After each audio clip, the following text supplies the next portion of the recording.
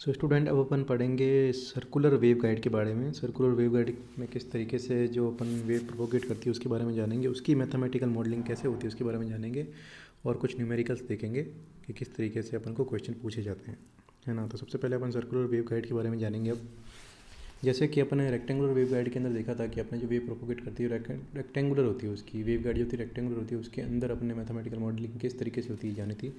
अब अपन सर्कुलर के बारे में देखेंगे। तो बेसिकली जो अपनी वेव गाइड होगी, नाम से ही अपन को पता चल रहा है किस तरीके की होगी, सर्कुलर होगी। ये टेबुलर और सर्कुलर कंडक्टर। कंडक्टर कैसा होगा अपने, या तो टेबुलर होगा या सर्कुलर होगा, सर्कुलर की फॉर्म में होगा। Propagation of a plane wave through a circular wave guide result in a T E और टी ए मोड। ठीक है, propagation of a plane wave through a circular wave guide. Circular wave guide के अंदर अपन propagation करवाते तो resultant अपन को T E और T A mode के अंदर मिलते हैं, ट्रांसफर इलेक्ट्रिक या ट्रांसफर मैग्नेटिक मोड में मिलते हैं, जैसे कि अपन को रेक्टेंगुलर वेव गाइड के अंदर मिला था वैसे ही। अब इसके अंदर जो इनर रेडियई होती है अपनी वेव गाइड की, वो होती है रो और ए और आर। ठीक है, रो ए आर इन तीनों में से कुछ एक लिख सकते हैं अपन इनर रेडियई को। ठीक है, वेरिंग फ्रॉम जीरो टू ए तक वो वेरी करेगी। और एक्सियल लेंथ जो होती है, जो कंडक्टर की अपनी लेंथ लेंगे वो कैसी लेंगे, एल लेंगे, और किसके अलग होगी, वो जेड एक्सिस के अलग होगी। ठीक है, और फाई होगा वो वेरी करेगा फ्रॉम 0 to 2 पाई के बीच में, जो एंगल होगा ना अपना वो 0 to 2 पाई के बीच में वेरी करेगा। So to get the solution of wave equation of a circular wave scale Hamilton equation in circular coaxial system is. अब इसके अंदर अपन वापस हैमिल्टन इक्वेशन यूज में लेंगे, जैसे कि अपन ने रेक्टेंगुलर वेव गाइड में काम में लिया था, लेकिन इसकी जो वेव इक्वेशन बनेगी वो थोड़ी डिफरेंट टाइप से बनेगी, है ना। उसके अंदर जैसी वेव इक्वेशन बनती थी वैसी नहीं बनेगी, उससे थोड़ी डिफरेंट बनेगी, क्योंकि इसके अंदर सर्कुलर है अपनी वेव गाइड। सो अब इसके अंदर क्या होता है, जैसे इस तरीके की अपनी इक्वेशन बनेगी, 1/r del do 1/, do divide by do r into r do psi divide by do r plus 1/r square, do square psi divide by do phi square plus do square phi divide by do z square equal to r square into psi. इस तरीके की अपनी जो equation बनेगी इसके अंदर। ठीक है, अब देखो जैसे आपको डायग्राम के अंदर दिख रहा है, अपनी जो वेव गाइड है वो कैसे जेड एक्सिस के अलॉन्ग रखी गई है, जो मैं आपको बता रहा था ना अभी पिछली स्लाइड के अंदर कि अपनी वेव गाइड सर्कुलर होगी। तो अब देखिए इसके अंदर जो ये लेंथ है वो कितनी है, जो अपनी सर्कुलर वेव गाइड की लेंथ है वो कितनी ले रखी है, एल ले रखी है। ठीक है, इसकी रेडियस है आर, जैसे अपन ने ले ली है। ठीक है, और दूसरा जो ये एंगल है जिसके अंदर ही अपना बनेगा सर्कुलर वेव गाइड बन रही है, वो अपन ने 0 to 5 बानी, एक बार के लिए अपन ने 0 to 5 के बीच में मानी है। ठीक है, तो इस तरीके से अपने वेव गाइड की डिजाइनिंग कर रहे हैं। सो हैमिल्टन इक्वेशन क्या बनी है, जो फर्स्ट इक्वेशन है वो हैमिल्टन इक्वेशन बनी है, क्योंकि सर्कुलर वेव गाइड भी इलेक्ट्रोमैग्नेटिक का पार्ट है, तो इसके अंदर भी इसकी जो हैमिल्टन इक्वेशन को ही फॉलो करेगी, तो उसकी इक्वेशन ये बनी है। ठीक है, अब इसके अंदर क्या होता है, जो अपनी इक्वेशन है इसके अंदर अपन क्या करते हैं, मैक्सवेल इक्वेशन सबसे पहले देखते हैं। मैक्सवेल इक्वेशन अपनी क्या होती है, इसके अंदर एच जेड जो होगा साई से रिप्लेस किया है इसके अंदर, एंड क्या बनेगा, डेल्टा स्क्वायर एच जेड, वो किसके बराबर हो जाता है, minus omega square mu E into H Z के बराबर। ठीक है, जो कि गामा स्क्वायर इंटू साई के बराबर होता है। मैक्सवेल इक्वेशन के अकॉर्डिंग अपन देखें तो गामा स्क्वायर की वैल्यू किसके बराबर होती है, del square divide by del z square के। ठीक है, और गामा जो जी होता है उसको अपन किससे डिनोट करते हैं, propagation constant of wave guide, propagation constant से अपन इसको डिनोट करते हैं। ठीक है, ये तो बेसिक जो इन्फॉर्मेशन है वो है, लेकिन अपन का जो मेन काम स्टार्ट होता है वो यहाँ से स्टार्ट होता है कि साई जो होता है उसको सर्कुलर के लिए क्या लिखेंगे अपन, R small R, phi small phi, Z small Z, ये तीन एक्सिस अपन ने ले ली है। ठीक है, सबसे पहले तो जेड इसलिए लिया क्योंकि जेड एक्सिस के अलॉन्ग अपना कंडक्टर रखा हुआ है। फाई अपन ने लिया था कि कहाँ से कहाँ तक वो रोटेट कर रहा है, उसके लिए अपन ने फाई लिया। हो सकता है अपन को 0 से 5 तक के लेना हो, फाई कहीं से भी हो सकता है, 0 से 2 पाई के बीच में लाई कर सकता है अपना फाई। और आर जो है उसकी क्या है, रेडियस है, वो भी 0 to a के बीच में कहीं तक भी हो सकती है, where are function of are coordinate only. ठीक है, function of are coordinate only होगा, और जो फाई है वो function of phi coordinate only, और जेड जो function of Z coordinate only. ठीक है, जेड ये जेड कोऑर्डिनेट का फंक्शन जेड है, फाई का फाई है, आर का आर है।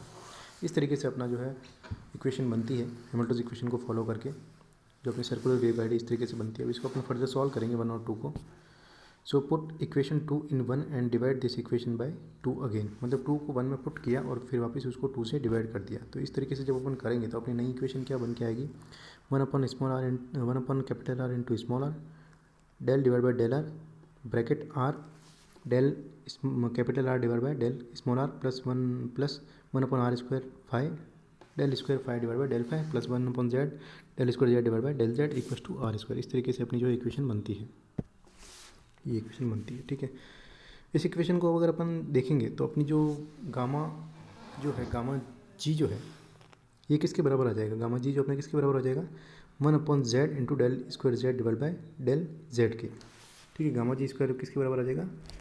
इस चीज़ के बराबर आ जाएगा। अपन मैं अगर जेड की वैल्यू अगर निकालना चाहूँ यहाँ से, तो जेड की वैल्यू किसके बराबर होगी? Del square z divide by del z square बराबर हो जाएगा, और ये वाला जेड ऊपर ट्रांसफर हो जाएगा, तो गामा स्क्वायर जी इंटू जेड के बराबर हो जाएगी। ठीक है, इस तरीके से ये अपन नई इक्वेशन बन के आई है। अपन ने क्या किया है, सिंपली अपन ने इक्वेशन 2 को इक्वेशन 1 में पुट करके इक्वेशन 2 से अगेन डिवाइड किया है, तब अपनी इक्वेशन निकल के आई है। ठीक है, अब इसको अपन फर्दर सॉल्व करेंगे। डिफरेंशियल इक्वेशन के सॉल्यूशन क्या होते हैं? पार्शियल डिफरेंशियल इक्वेशन के जेड की फॉर्म में अगर सॉल्व करें तो A into E to the power minus gamma G into Z plus B into E to the power gamma G into Z. ठीक है, ये इसकी जो है फोर्थ इक्वेशन बन के आती है। अब अपन इसके अंदर क्या करेंगे, फर्दर इक्वेशन को और सॉल्व करेंगे, putting these values of gamma square and multiply by r square. ठीक है, अब इसकी जो गामा स्क्वायर की वैल्यू इसके अंदर अपन पुट करेंगे वापस, और आर स्क्वायर से मल्टीप्लाई करेंगे इसको। ठीक है, तो बेसिकली जो है ये इक्वेशन अपनी बन के आई है। अब इसके अंदर अपन ने क्या किया है, जो ये वाला पार्ट है, ये वाला पार्ट जो अपन देख रहे हैं, इसको अपन सॉल्व करेंगे। ठीक है, तो इसके अंदर आर स्क्वायर से एक तो मल्टीप्लाई करते हैं, जो भी कैपिटल आर थे, स्मॉल आर थे, वो सब कटने लग जाएंगे, तो ऊपर एक आर यहाँ पे आ जाएगा इस जगह पे, और यहाँ पे आर स्क्वायर से आर स्क्वायर कट जाएंगे, ऊपर आर स्क्वायर यहाँ पे आ जाएगा। इस तरीके से एक तो इक्वेशन बनेगी। ठीक है, दूसरा अपन ने क्या किया, इस आर स्क्वायर को भी उधर ट्रांसफ़र किया है, उधर ट्रांसफ़र किया है। ठीक है, और फिर क्या हो जाएगा, नई इक्वेशन जो अपनी बनेगी वो क्या बनेगी, नई इक्वेशन क्या बनेगी, इस तरीके से नई इक्वेशन जो अपनी बन के आएगी। सो इसके बाद स्टूडेंट इसको अपन इस इक्वेशन को फर्दर सॉल्व करेंगे। ठीक है, इस तरीके से अपनी ये इक्वेशन बन के आई है फर्स्ट वाली, उसको अपने इक्वेशन ए नाम दे दिया अभी। ठीक है, उसको जब अपन सॉल्व किया है स्मॉल आर से मल्टीप्लाई करने के बाद ये इक्वेशन अपनी बन के आई है। ठीक है, अब क्या होगा, and 1/5 del square five divide by del five square. अब इस वाली की बात अपन कर रहे हैं। ठीक है, ये क्या है, कांस्टेंट है, एक कांस्टेंट है जिसको मैंने माइनस एन स्क्वायर से डिनोट कर दिया। ठीक है, तो माइनस एन स्क्वायर से डिनोट कर दिया, तो अब यहाँ पे जो नीचे वाला फाइव ऊपर चला जाएगा, तो उसकी del square five divide by del five square की वैल्यू कितनी आ जाएगा, माइनस एन स्क्वायर फाइव के बराबर आ जाएगी। वो भी क्या है, अगेन है पार्शियल डिफरेंशियल इक्वेशन है। वापस इसको भी अपन सॉल्व करेंगे, तो पुटिंग बी इन इक्वेशन ए, ये वाली जो वैल्यू निकल के आई इसको वापस अपन ए के अंदर पुट करेंगे, ए को पुट करेंगे तो क्या निकल के आएगा, r into del divide by del r, bracket r into del r divide by del r, plus bracket के सी आर का whole square minus n square into capital r. ये इक्वेशन बन के आएगी।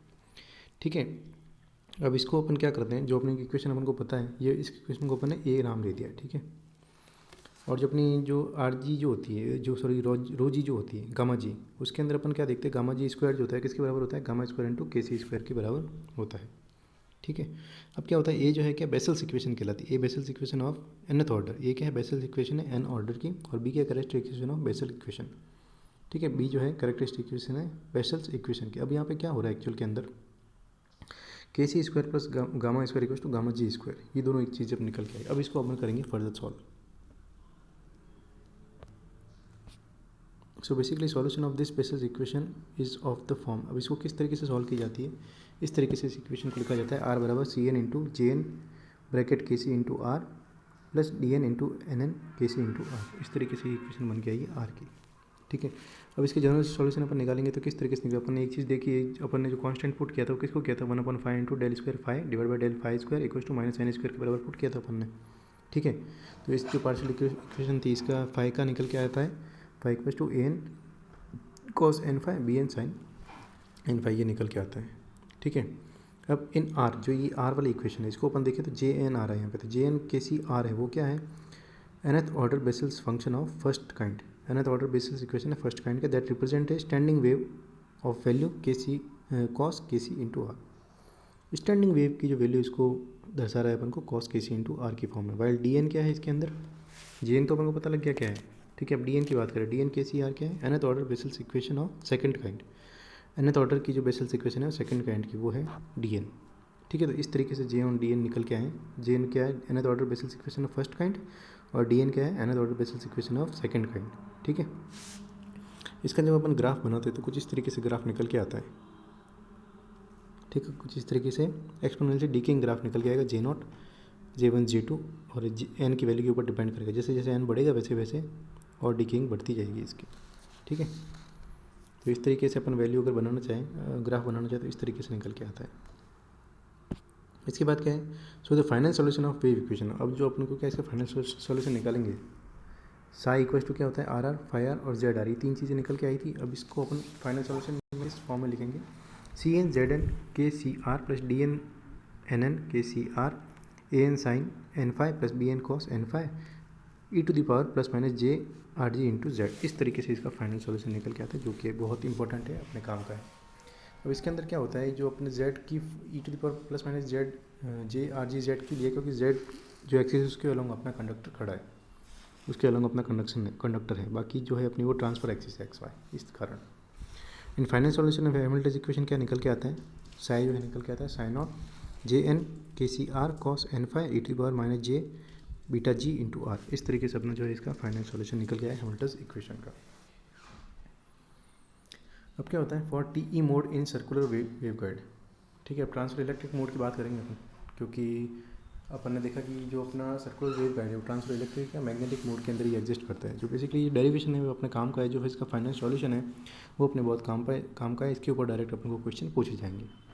इन wave propagation in Z direction then along the surface electrical field component is zero. कहने का sense क्या है, जो टी ई मोड होता है, टी ई मोड के अंदर क्या होता है, ट्रांसफर इलेक्ट्रिक मोड होता है। तो ई जेड जो होता है वो कैसा होता है, इसके अंदर ई जेड जो होता है वो कैसा होता है, अपने देख रखा है कैसा होगा, जीरो होगा।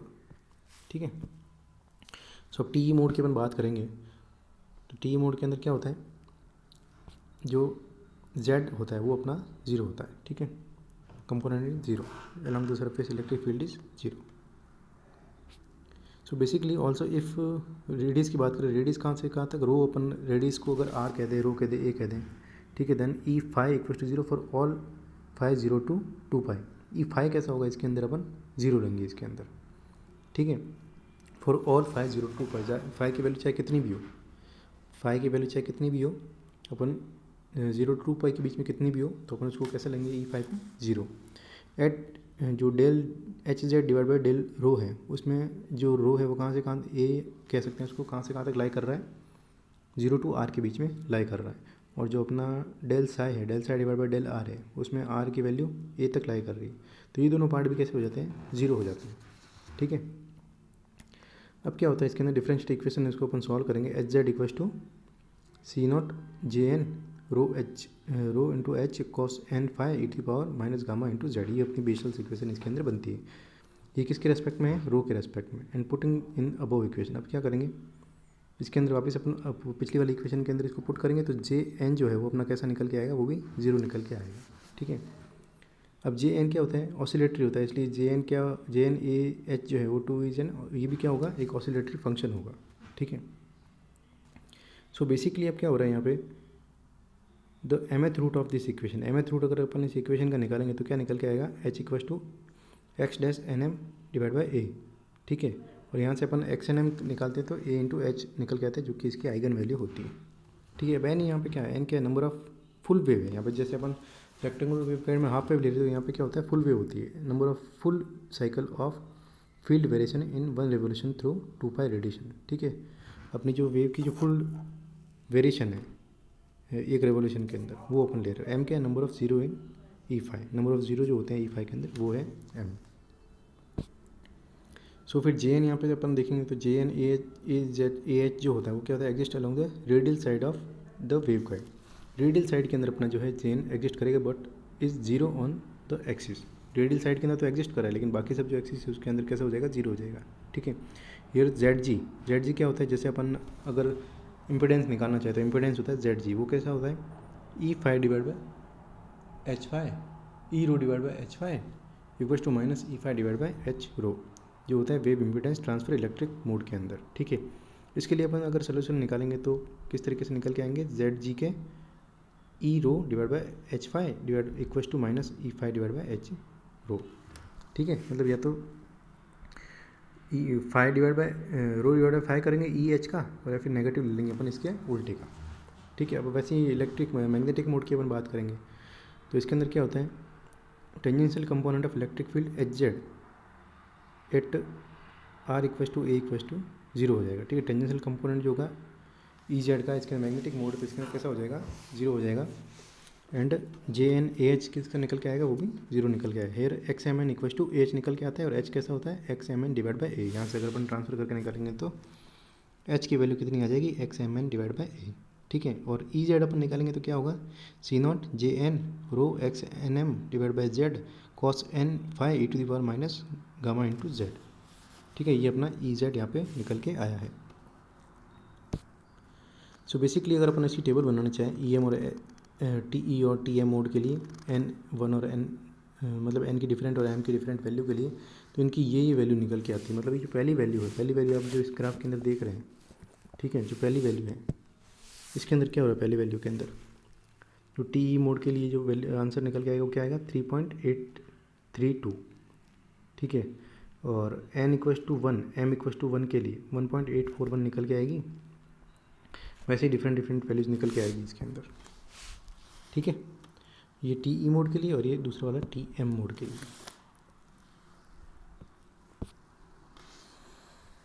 तो कैसे इलेक्ट्रिक फील्ड और मैग्नेटिक फील्ड के अपन कंपोनेंट निकालते हैं वो अपन ने जाना है। इसके अंदर जेड जी कैसे निकालते हैं वो भी अपन ने जाना है, ठीक है। और इलेक्ट्रिक फील्ड और मैग्नेटिक फील्ड कंपोनेंट की अपन वैल्यू कैसे निकालते हैं ये अपन ने जाना है।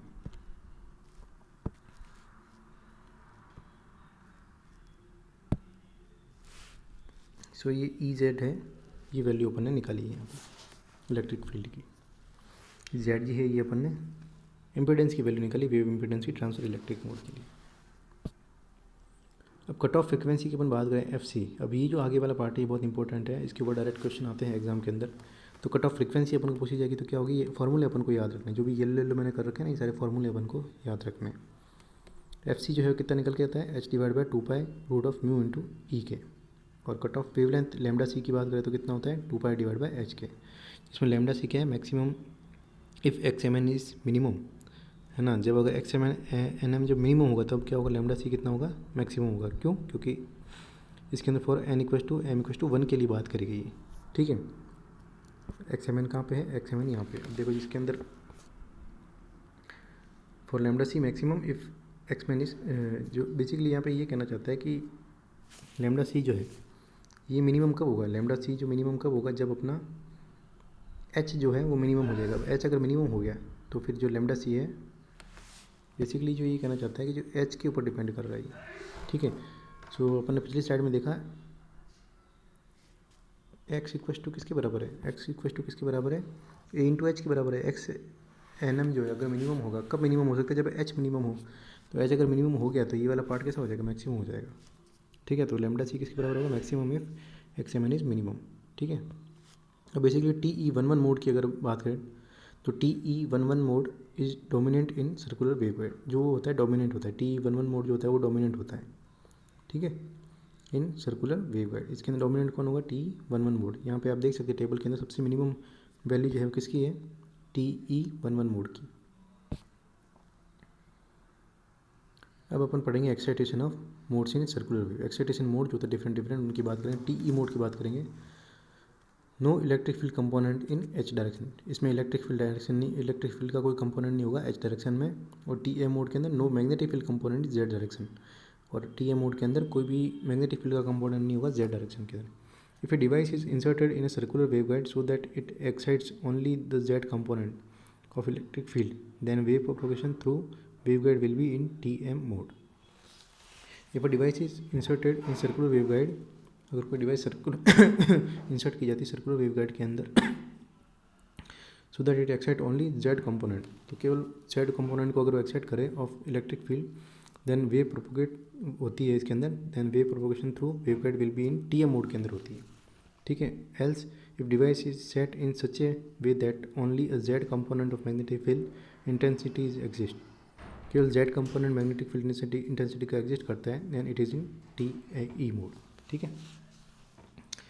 सो मैग्नेटिक फील्ड का अगर जेड कंपोनेंट एग्जिस्ट कर रहा है तो बेसिकली टी ई मोड होगी। और अगर इलेक्ट्रिक अगर कोई डिवाइस एक्सर्टेड की गई है, डिवाइस अगर इंसर्टेड की गई है इसके अंदर तो और वो केवल जेड कंपोनेंट को एक्साइट करे तो फिर वो कैसा होगा, टी एम मोड के अंदर होगा। इसके बाद अपन देखते हैं इस तरीके से अपने जो है डायग्राम बनता है इसका सर्कुलर वेवगाइड का, जिसके अंदर जो बीच वाला पार्ट है वो कोएक्सियल लाइन है और जो उसके सबसे एंटीना प्रोब बोला जाता है। ठीक है, अब TM01 मोड के अंदर इस तरीके से इसका जो है निकल के आता है, जो अपना सर्कुलर वेवगाइड है। इसमें आप जो लंबी लंबी लाइन बाहर की तरफ आती हुई देख रहे हैं इलेक्ट्रिक फील्ड की, और गोल गोल लाइन जो है मैग्नेटिक फील्ड की। वैसे TE11 मोड की अगर मैं बात करूँ तो इसके अंदर इस तरीके से सर्कुलर वेवगाइड होती है। ठीक है, और इसके अंदर जो ये वाली लाइन आप देख रहे हैं इलेक्ट्रिक फील्ड की, और अंदर ये वाली जो डॉटेड लाइन है वो है मैग्नेटिक फील्ड की। तो इस तरीके से अपना सर्कुलर वेवगाइड का जो है डायग्राम बनता है। ये पहला वाला जो डायग्राम इसके अंदर कोएक्सियल जो लाइन है वो खड़ी है। इसका एक्साइटेशन और फील्ड पैटर्न के बारे में अपन ने अभी जाना है। इसके बाद अपन देखते हैं इसका जो न्यूमेरिकल होती है उसके बारे में। Circular waveguide using TE11 mode has radius कितनी है 5 centimetre and air direct electric है इसके अंदर। अब अपन को फाइंड क्या करना है, रेडियस अपन को दे रखी है, FC फाइंड करना है, lambda G for F0 equal to 3 gigahertz and ZG अपन को फाइंड करना है। तो बेसिकली इन सब के फार्मूले अपन देख चुके हैं, बहुत ही आसान है इसको निकालना। तो TE11 के लिए अपन को अगर फाइंड आउट करना है यूजिंग TE11 मोड, ठीक है, तो TE11 मतलब N और M की वैल्यू 1 है। ठीक है, तो x का फार्मूला अपन लगाएंगे, x की वैल्यू निकालेंगे x11 की, तो वो कितनी आएगी 1.841, किसके बराबर होगी KC इंटू ए के बराबर, KC इंटू ए के बराबर होगी। ठीक है, अभी जो x11 है, x11 कितना है 1.841 आया है। ठीक है, तो यहाँ पे क्या करेंगे अपन, यहाँ पे अपन क्या करेंगे h की वैल्यू निकालेंगे, क्योंकि x होता है h इंटू ए के बराबर। तो 1.41 डिवाइड बाई ए की वैल्यू कितनी रेडियस दे रखी 5 सेंटीमीटर, तो 5 यहाँ पे डालेंगे, h की वैल्यू निकालेंगे 36.82 के बराबर आएगी। अब यहाँ से अपन FC निकालेंगे, FC क्या होता है h divide by 2 pi into root mu naught into alpha, sorry E naught. ठीक है, जो कि बराबर होता है 1/c के, और c की वैल्यू कितनी होती है 3 इंटू 10⁸। तो इसी यहाँ से ऊपर आ जाएगा, तो जो h निकल के आया उसको मैं डायरेक्ट c से मल्टीप्लाई करके 2 पाई से डिवाइड कर रहा हूँ। तो FC की वैल्यू कितनी निकल के आती है 1.76 गीगाहर्ट्ज़, 1.76 गीगाहर्ट्ज़। ठीक है, इसके बाद मैं क्या कर रहा हूँ, लेमडा जी की वैल्यू निकाल रहा हूँ। लेमडा जी बराबर होता है BG, जो कि होता है root of omega square mu naught E naught minus H square. इनमें से सबकी वैल्यू मुझे पता है, इन सब की वैल्यू मैं यहाँ पे डालता हूँ। तो रूट ऑफ ओमेगा स्क्वायर किसके बराबर होगा, ओमेगा स्क्वायर किसके बराबर होता है 2 पाई f कितना है 3 इंटू 10⁻³ गीगाहर्ट्ज़ दे रखा है ना, तो 3 इंटू 10⁻⁹ स्क्वायर, और म्यू नॉट होता है वो कितना होता है, म्यू नॉट होता है 4.2 10⁻⁷, और एप्सिलॉन नॉट होता है वो कितना होता है 8.85 इंटू 10⁻12, और h की वैल्यू मैंने अभी निकाला -36.82 का होल स्क्वायर। इसको सॉल्व करेंगे तो लेमडा जी की वैल्यू कितनी निकल के आती है 15.9 रेडियन पर मीटर, ये थी लेमडा जी की वैल्यू। अब लेमडा जी जो होता है वो किसके बराबर होता है 2 पाई बाय बीटा जी के बराबर होता है ना। लेमडा जी जो होता है 2 pi by beta G, sorry ये जो है बीटा जी की वैल्यू निकल के आई 15.9 रेडियन। तो लेमडा जी जो होता है 2 पाई बाय बीटा जी के बराबर होता है। तो 2 पाई की वैल्यू कितनी होती है 6.28, और बीटा जी मैंने यहाँ से निकाला है। ठीक है, इस बीटा जी को मैंने यहाँ पर पुट किया, तो 12.3 सेंटीमीटर जो लेमडा जी की वैल्यू निकल के आएगी। ठीक है, अब जेड निकालूंगा, जेड जी निकालूंगा मैं, जेड जी की वैल्यू अपन ने क्या निकल के आएगी omega into mu naught divide by BG, जैसे पहले निकली थी वही है। बस इन सब की वैल्यू यहाँ पे पुट कर दो, ओमेगा और म्यू की, और बीटा जी की वैल्यू यहाँ पे पुट कर दो, जो अपन ने ये निकाली बीटा जी की वैल्यू। ठीक है, इसको सॉल्व करेंगे तो जेड जी की वैल्यू कितनी आएगी 4.65 ओम, 465 ओम सॉरी। ठीक है, ओमेगा कितना है 2 पाई इंटू एफ होता है, तो 2 पाई एफ की वैल्यू अपन को 3 इंटू 10⁻9 दे रखी है, वो यहाँ पे डाल देंगे। म्यू नॉट कितना होता है 2 पाई इंटू 10⁻⁷ के बराबर होता है, उसकी वैल्यू यहाँ पे डाल देंगे। बस इसको सॉल्व किया और आंसर निकाल दिया। सो बेसिकली अपन ने इन सब चीज़ों के बारे में यहाँ पे जान लिया है, किस तरीके से निकल रही है, सब अपन ने देख लिया। TE11 मोड के लिए भी अपन ने जानकारी ले ली है, एक्साइटेशन फील्ड के बारे में जानकारी ले ली है। सबसे पहले अपन को कुछ चीज़ ध्यान में रखनी है, जैसे कि कट ऑफ वेवलेंथ का फॉर्मूला अपन को पूरा अच्छे से पता होना चाहिए, कट ऑफ फ्रीक्वेंसी का फॉर्मूला अपन को अच्छे से रटा होना चाहिए, पूरा पता होना चाहिए कैसे निकलते। बस न्यूमेरिकल पूछे जाते हैं, वैल्यू डालनी और वैल्यू आंसर निकालने हैं। ठीक है, इन सब के जो म्यू और ई की वैल्यू सब मैंने न्यूमेरिकल के अंदर डाल दी है, आप देखेंगे तो आपको समझ में आ जाएगी। म्यू इंटू ई जो होता है 1/c के बराबर होता है, और सी जो होता है 3 इंटू 10⁸ के बराबर होता है। ये अपन को ध्यान में रखना है ना। और मेरे को लगता है इसके अंदर और को तो कोई कन्फ्यूजन नहीं हो सकता, बस यही है। ओमेगा होता है 2 पाई एफ के बराबर। ठीक है, तो एफ़ की वैल्यू अपन को इसमें दे रखी है, वो अपन ने यहाँ पे डाल दी है। म्यू नॉट होता है, म्यू नॉट की वैल्यू अपन को याद रखनी 4 इंटू 10⁻⁷ होती है, और एप्सिलॉन नॉट होता है, इसकी वैल्यू कितनी होती है 8.85 इंटू 10⁻12। बस बहुत ही सिंपल है ये। ठीक है, सो बेसिकली ये फार्मूला अपन को ध्यान में रखना है। एक अपन को ये फार्मूला पता होना चाहिए कि XNM जो होता है वो होता है A इंटू एच के बराबर। ठीक है, इस तरीके से निकल के आता है। एक अपन को EZ का ये वाला फार्मूला ध्यान में होना चाहिए, बेसिक बेसिक फार्मूले अपने सारे देख लिए हैं इसके अंदर। बेसिकली इस स्लाइड में इतना ही है। और अपन को क्या ध्यान रखना है इसके अंदर, बस ये सब चीज़ें अपन को ध्यान में रखनी है।